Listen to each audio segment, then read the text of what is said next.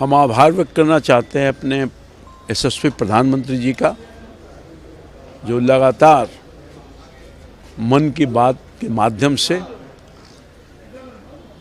एक दूसरे को जोड़ने का काम।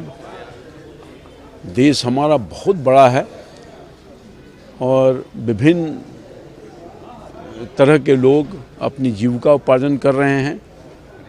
अनेक बोली, अनेक भाषा, मगर भारत हमारा एक, यही तो हमारा वो भारत को जोड़ने का एक मुख्य कारण है। तो विभिन्न इलाकों में, विभिन्न क्षेत्रों में काम करने वाले जो लोग हैं उनको मन की बात से एक बड़ा मंच मिलता है और इससे एक दूसरे को जोड़ते हैं, लोगों को फ़ायदा भी हो रहा है। अब आपने देखा होगा कि किस तरह से बनारस में जो साउथ का भाषा है कैसे लोग सीख रहे हैं। हिंदी तो जानते ही हैं, दूसरे भाषाओं को भी सीख रहे हैं। एग्जाम्पल के तौर पे मैं बता रहा हूँ, ऐसे अनेकों काम हैं विभिन्न क्षेत्रों में। अपने परिश्रम के बल पर लोग काम कर रहे हैं, नया नया चीज़ों का वो आविष्कार कर रहे हैं। उन सब चीज़ों को भी मंच मिलता है। तो मैं समझता हूँ कि एक अनोखा पहल माननीय प्रधानमंत्री जी का है और देश के ऐसे पहले प्रधानमंत्री जो हैं जिसमें अपने पूरे मन के बात में कभी भी राजनीतिक बात नहीं करते।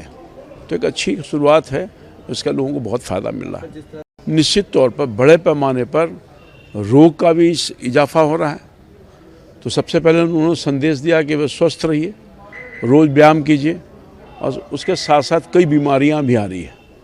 तो नए नए तरह का दवा का प्रयोग हो रहा है, उससे बचने का काम उन्होंने कहा है।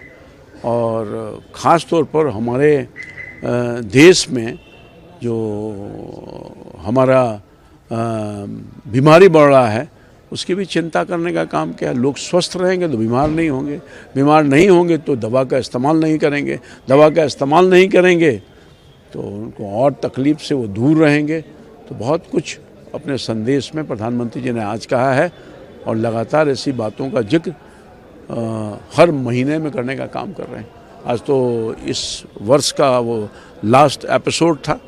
उन्होंने शुभकामना भी व्यक्त किया है लोगों को, अगले 2026 में अच्छे जीवन आपका व्यतीत करे, ये भी संदेश दिया।